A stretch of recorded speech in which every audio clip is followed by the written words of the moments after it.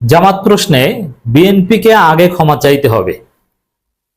চমৎকার ঘটনা শুরু হয়ে গেছে দর্শক, নানান মহল থেকে এই দাবি উঠছে। যেমন বিএনপি বলে যে জামাত রাজাকার, জামাত স্বাধীনতা বিরোধী, ৭১-এ পরাজিত শক্তি, এই মুহূর্তে বাংলা ছাড়, অমুক তমুক, হ্যাং ট্যাং।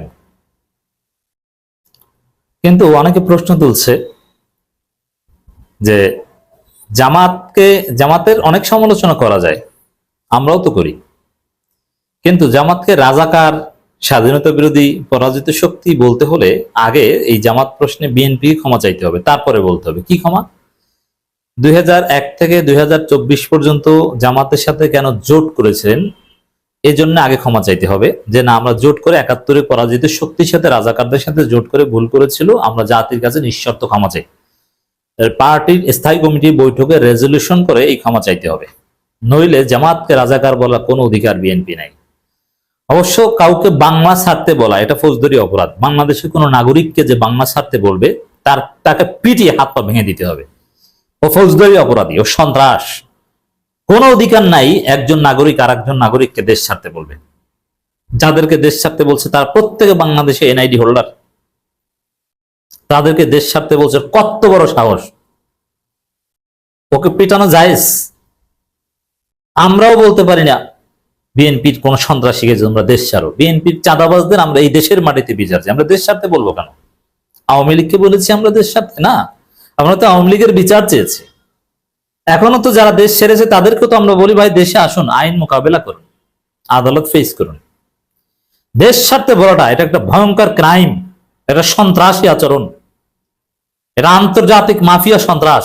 অতএব যারাই এই দেশের কোন এনআইডি হোল্ডারকে দেশ ছাড়তে বলবে, অথবা শুধু এনআইডি হোল্ডার না, পাসপোর্ট এবং বৈধ ভিসা নিয়ে বাংলাদেশে আছে, মেয়াদ আছে ভিসার, এরকম কাউকে যদি কেউ দেশ ছাড়তে বলে, ও আন্তর্জাতিক সন্ত্রাস, আন্তর্জাতিক আইন লঙ্ঘনকারী, দেশীয় আইন লঙ্ঘনকারী। বাংলাদেশ নাগরিক তো দেশ ছাড়তে বলতে পারেনি না, বরং বিদেশি নাগরিক, পাকিস্তানি কোন নাগরিক বাংলাদেশে যদি বৈধ ভিসা নিয়ে থাকে তাকেও আপনি দেশ ছাড়তে বলতে পারেন না। অপরাধ করলে আইন অনুযায়ী বিচার হবে, এটা চাইতে পারে। তো বিএনপি আন্তর্জাতিক সন্ত্রাসী, বড় ফৌজদারি অপরাধী, পলিটিক্যালি এই দলের ধ্বংস অনিবার্য। এখন চারদিকে কথা উঠছে যে 25 বছর 24 বছর জামাতের সাথে জোট ছিল, এই জোট কেন ছিল, জোট থাকাটা বলছিল, স্থায়ী কমিটিতে রেজলিউশন করে আগে ক্ষমা চান, তারপরে জামাতকে রাজাকার বলেন। রাজাকার বললো আপনি দেশ ছাড়তে বলতে পারবেন না। রাজাকার এটা একটা বাহিনী ছিল, পাকিস্তান বাহিনী, পাকিস্তান এটা অর্ডিন্যান্সের মাধ্যমে করেছিল। রাজাকার কোন পলিটিক্যাল পার্টি ছিল না। আর সবচেয়ে বেশি রাজাকার ছিল, রাজাকারের তালিকা যে আওয়ামী লীগ করেছে, সরকার করেছিল, আওয়ামী লীগে ছিল বেশি রাজাকার। সেকেন্ড লার্জেস্ট, এখন আওয়ামী লীগ নাই, এখন সবচাইতে রাজাকার বেশি কোন দলে? উত্তর হচ্ছে বিএনপিতে। আর জামাতে 35 না 37 জন রাজাকার ছিল, তার মধ্যে কয়েকজন অলরেডি মারা গেছে, এখন হয়তো 20-25 জন পাইতে পারেন। আর বাকি কয়েকশো রাজাকার আছে বিএনপিতে। তো এরা বলে জামাতকে রাজাকার। তো এই জামাতকে ৭১ কেন্দ্রিক সমালোচনা করার আগে জোটের জন্য ক্ষমা চাইতে হবে। জামাত নেহাদের কেন মন্ত্রী বানিয়েছিল, এজন্য বিএনপিকে রেজলিউশন করে ক্ষমা চাইতে হবে, তারপরে জামাতকে সমালোচনা করতে হবে। এরপরে শাহ আজিজ রাজাকারকে কেন প্রধানমন্ত্রী বানিয়েছিল, জিয়াউর রহমান, এজন্য জিয়াউর রহমানের পরিবার মরণোত্তর ক্ষমা চাইবে যে আমরা কবরে শায়িত, যদি ওখানে লাশ আছে কিনা সন্দেহ আছে, ধরে নিলাম যে আছে, কবরে শায়িত জিয়াউর রহমানের পক্ষ থেকে আমি জিয়াউর রহমানের সন্তান বা স্ত্রী হিসাবে ক্ষমা চাই রাজাকারকে প্রধানমন্ত্রী বানানোর জন্য। আমি খালেদা জিয়া ক্ষমা চাই, আমরা বিএনপি ক্ষমা চাই রেজলিউশন করে আব্দুর রহমান বিশ্বাস রাজাকারকে প্রেসিডেন্ট বানানোর জন্য, জাদু মিয়াকে মন্ত্রী বানানোর জন্য। আমরা বিএনপি ক্ষমা চাই সালাউদ্দিন কাদের চৌধুরীকে মন্ত্রী বানানোর জন্য, রাজাকার, স্বাধীনতা বিরোধী, যুদ্ধাপরাধী। আব্দুল আলিমকে মন্ত্রী বানানোর জন্য ক্ষমা চাই। রেজলিউশন করে এই ক্ষমাগুলো চেয়ে যত রাজাকার এখনো বিএনপিতে আছে, রাজাকার সন্তান, রাজাকার পুত্র মির্জা ফখরুল, আমির খসরু মাহমুদ চৌধুরী, এদেরকে লাথি দিয়ে বের করে, যদিও তারেক রহমানকে অনেকে রাজাকার পুত্র বলে আওয়ামী ন্যারেটিভ অনুযায়ী, জিয়াউর রহমানকেও রাজাকার বলে, আর পাকিস্তানের চর ছিল এটা বলেনি। এই সব বিষয়ে সলভ করে এসে তারপরে জামাতের সমালোচনা করতে হবে, নইলে অধিকার নেই। এই দাবি অনেকে করছে এবং এই দাবি আমরা করছি। দর্শক, আওয়ামী লীগের এক আত্মীয়, আওয়ামী লীগের দালাল বলতো, এই যে তারেক রহমানকে খাম্বা তারেক বলেন আপনারা, কার কারণে বলেন জানেন? এই খাম্বা তারেক উপাধিটা এনে দিয়েছে ইকবাল হাসান টুকু, আওয়ামী লীগের আত্মীয়। এ বহাল তবিয়তে ভারতে থেকেছে, থাইল্যান্ডে থেকেছে, এই দুঃসময়ে পালাতক থেকেছে, অথচ দেশে বসে বিএনপির অনেক নেতারা জেল খেটেছে। এই পালাতক, এই গুন্ডা, এই দুর্নীতিবাজ ইকবাল হাসান টুকু আওয়ামী লীগের আত্মীয়, ভারতের দালাল। এ বলছে জামাত আগে ক্ষমা চাক, তারপর বিএনপি সমালোচনা করুক। না, বিএনপি সমালোচনা করতে জামাতের ক্ষমা চাওয়ার দরকার নেই, কারণ জামাত ৭১ কেন্দ্রিক সমালোচনা বিএনপির করে না।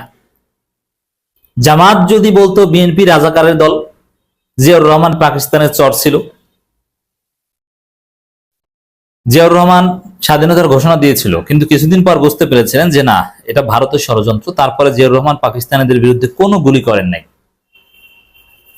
অনেক মুক্তিযোদ্ধার ন্যারেটিভ এটা। অতএব জিয়াউর রহমান স্বাধীনতার ঘোষণা দিল, কিছুদিন পর তার অবস্থান চেঞ্জ করে তিনি মূলত পাকিস্তানের চর হিসেবে ভূমিকা পালন করেছেন। অনেক ন্যারেটিভ আছে যে এই জায়গায় তিনি গুলি করেননি, এই জায়গায় এটা সুযোগ ছিল, এটা করেননি, নানান কথা আছে। এবং যারা বলছে তারাও সেক্টর কমান্ডার, তারাও বড় বড় মুক্তিযোদ্ধা, আওয়ামী লীগ করে কিন্তু বড় বড় মুক্তিযোদ্ধা। জাসদের লোকজন এটা বলে পাকিস্তানের চর ছিল জিয়াউর রহমান। জামাত যদি এই কথা বলতো তাহলে বলতে পারতো টুকুরা, এই ভারতের দালালেরা, যে না, জামাতকে ক্ষমা চাইতে হবে। আপনারা জিয়াউর রহমানকে পাকিস্তানের চর বলছেন, আপনারা এত পাকিস্তান বিরোধী, এতটা মুক্তিযুদ্ধ প্রেমিক, তা আপনারা তো স্বাধীনতার বিরোধিতা করেছেন, আপনাকে ক্ষমা চাই, তারপরে জিয়াউর রহমানকে পাকিস্তানের চর বলেন। এইটা বললে বলতে পারতো, কিন্তু না, জামাত তো ৭১ কেন্দ্রিক কোন সমালোচনা বিএনপি করে না, বিএনপি কে বলে চান্দাবাজ। ভাই, চান্দাবাজের সমালোচনা করতে কি ৭১ কেন্দ্রিক ক্ষমা চাইতে হবে? এটা আপনি কোথায় পেয়েছেন? তাহলে আপনি কি চান? যে আপনি চান্দাবাজি করতে পারবেন, কেউ কিছু বলতে পারবে না। আর আজকে জামাতের যারা বিএনপি কে চান্দাবাজ বলছে, আপনাদের ইন্টারনাল হত্যাকে যারা হত্যার সমালোচনা করছে, তাদের বয়স 25, 30, 27, 28, 40, 42, 50, 52, ৭১ সালে এদের জন্মই হয়নি। আপনি তাদেরকে ক্ষমা চাইতে বলছেন কেন? আগে জিয়াউর রহমানের অবস্থান ক্লিয়ার করেন, আওয়ামী লীগের প্রশ্নে উত্তর দেন যে পাকিস্তানের চর ছিল কিনা। আপনি পারবেন? কি সব কথাবার্তা বলছেন? জামাত আগে ক্ষমা চাক, তারপর বিএনপি সমালোচনা, মানে আওয়ামী লীগের ন্যারেটিভ কিভাবে গ্রহণ করেছে, ভারতের ন্যারেটিভ, বুঝতে পারছেন? জামাতকে ক্ষমা চাইতে বলছে, এটা কার ন্যারেটিভ? আচ্ছা, যদি বলা হয় বিএনপি জামাত সম্পর্ক অনেক পুরনো, সে জিয়াউর রহমান থেকেই বিএনপি জামাত সম্পর্ক। ৯১-তে জামাতের গোলাম আজমকে স্যার স্যার বলে পায়ে ধরে আপনারা সরকার গঠন করেছিলেন। ১ সালে জোট করেছেন, মন্ত্রিত্ব দিয়েছিলেন জামাতকে। তখন কি ক্ষমা চাইতে বলেছিলেন? বলেন নাই। এখন কেন ক্ষমা চাইতে বলছেন? মানে এখন আপনার বাটপারি করছেন। আর তখনকার সময় তো জামাতের ৭১-এর নেতারা জীবিত ছিল। এখনকার সময় ৭১-এ কোনো নেতা জামাতে নাই, শুধু এটিএম আজহারুল ইসলাম নতুন ভাবে আছে। তাও এটিএম আজহারুল ইসলাম ৭১-এ অনেক ছোট বাচ্চা ছেলে ছিলেন, ইন্টারমিডিয়েট স্টুডেন্ট ছিলেন। তা আপনারা এতদিন কেন বলেননি? তো এইসব বাটপারি রাজনীতি করছে বিএনপি। এই জন্য জামাতের সমালোচনা করার আগে বিএনপিকে আগে ক্ষমা চাইতে হবে, এই রাজাকারের দল হওয়ার কারণে, রাজাকারদের এত প্রশ্রয় দেওয়ার কারণে। আগে ক্ষমা চাক, তারপরে জামাতের সমালোচনা করতে আসুক ৭১ প্রশ্ন। আর ৭১ প্রশ্ন বাদে জামাতের অন্যান্য সমালোচনা যদি কেউ করে, তাতে ক্ষমা চাওয়ার বিষয়টা আসে না, এটা করতে পারে।